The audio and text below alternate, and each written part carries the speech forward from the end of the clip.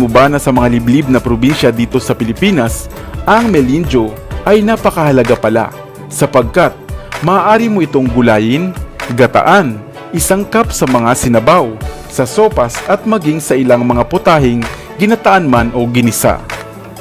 Karaniwang tumataas ng 15 hanggang 20 metro ang puno ng melinjo o bago at nagtataglay nga ng mga evergreen o mga bilugang pahabang dahon.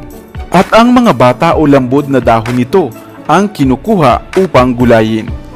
Subalit maliban sa mga dahon ay higit ding importante ang bunga nito na pinagmumulan nga ng melinjo nut. Masarap kainin ang mga buto ng bunga nito na animoy lasa nga ng buto o almond nuts. Subalit mas higit itong mahalimuyak at mabango.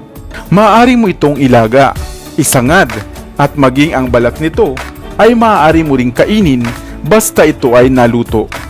Samantalang sa Fiji, sa Thailand at sa Indonesia, ito naman ay isinasama sa kanilang mga sopas. Ginagawa din itong chips na maaaring iluto at kainin bilang merienda. At ito ay mayroong tinataglay na mga kokonting pait at lasa. Ang pagkain mo ng bunga ng bago ay mahusay palang makatutulong upang makaiwas ka sa pananaba o pagkakaroon ng diabetes. Isa rin itong mahusay na antioxidant at antibacterial agent upang mapanatiling malusog ang iyong immune system. Makatutulong din ang pagkain mo nito upang mapaganda ang daloy ng iyong metabolismo. At dahil lamang sa pagkain mo ng dahon man, balat ng buto nito at ang bunga mismo ay maaaring humaba na nga ang iyong buhay. Ikaw, sa inyong lugar, nakita mo na ba ang dahon o gulay na bago? At ano naman ang tawag nito sa inyo? Sana ay may bago kang natutunan sa videong ito. Balingbing. Narinig mo na ba ang katawagang ito? Isang terminolohiya na ang ibig sabihin ay isang individual na mayroong iba't ibang anyo, mukha o opinyon sa mga bagay-bagay. Dahil sa literal na anyo, ay mayroon ding iba't ibang anggulo ang hitsura ng prutas na balingbing. Mahilig ka rin bang kumain nito? Bagaman ito ay malasa at masarap, ay marapat na alam mo rin na may masama rin pala itong dulot o daladala. Hello, what's up? Your best here. Halika at alamin ang mga benepisyo, risk at side effects ng pagkain natin ng prutas na balingbing.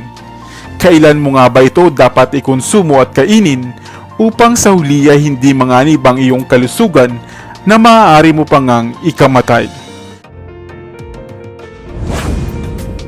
Ang balingbing, karambola, starfruit o minsan ay tinatawag na five fingers ay isang magandang uri ng prutas na buhat sa puno ng Averrhoa carambola na native nga dito sa atin sa Katimugang Asya. Ang balingbing ay mayroong 5 hanggang 6 na kanto at pisngi na kung hihiwain nga ng pahalang ay 6 mo ito'y hugis tala o star.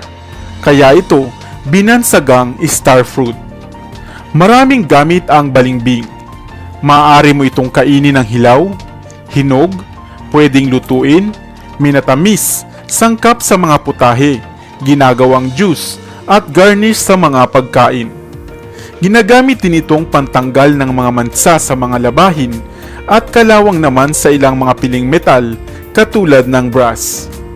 Subalit bago natin talakayin ang nakalalaso nitong epekto, ay hayaan ninyong isa-isahin ko muna ang mga benepisyo sa ating kalusugan ng prutas na ito, ang prutas na balingbing. Ang balingbing fruit ay mayaman sa water, carbohydrates at protina at nakapapawi nga ng pagkauhaw kung makakakain ka nito. Ang mapakla nitong lasa, lalo na nga bago ito mahinog ng lubusan, ay isang mainam na anti-cancer property. At ang pagkain mo nga nito ay makatutulong sa iyo upang malabanan ng katawan ang ilang mga dahilan upang magkaroon ng mga cancer. Isa ring mahusay na anti-inflammatory agent ang prutas na balingbing. Kaya mahusay itong gamiting panlunas sa mga sintomas ng psoriasis o dermatitis. Kung madalas ka ngang kumain ng balimbing, ay mabilis ka ring papayat dahil nakatutulong itong mapaayos ang daloy ng ating metabolismo. Mainam rin sa kalusugan ng puso ang pagkain ng balimbing. Ang mataas na bilang ng sodium at potassium sa prutas na ito ay magsisilbing electrolytes sa ating puso. Ang calcium rin itong taglay ay nakaalis ng tensyon sa daluyan ng ating mga dugo, sa mga arteries o mga blood vessels sa katawan. At dahil mayaman nga ito sa anti-inflammatory agent, ay makatutulong din ito upang mapaginhawa ang pangangati at pananakit ng inyong lalamunan.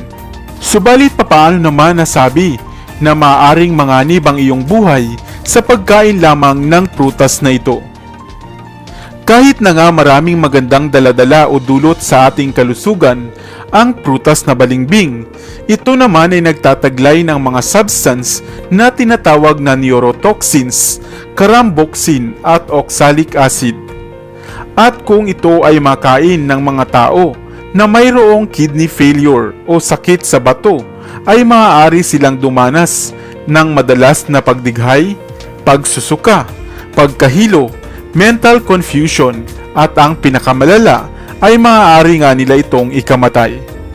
Kaya bago ka kumagat ng prutas na ito, ay siguruhing wala kang sakit sa bato. At kung hindi naman, ay kumain lamang ng sakto. Sa inyong lugar sa probinsya, mayroon pa bang mga tumutubong puno ng balimbing? Ano naman ang tawag nito sa inyo? At mayroon ka bang karanasan noong kabataan mo na kaugnay ng prutas na ito? Ang prutas na balimbing. Dito na sa Best TV, tayo ay matuto, utak mapuno ng bagong kaalaman. Dito na sa Best TV, tayo ay lumibot, lihim na mundo ay ating matuklasan. Dito yan sa Best TV, dito yan sa Best TV, dito yan sa Best TV, sapagkat ang mga laki may alam. Dito yan sa Best Tara TV. be, sabay-sabay tayo na matuto, pagkat dito sa mundo lamang ang siyang marunong. Ating utak sa linan ng panibagong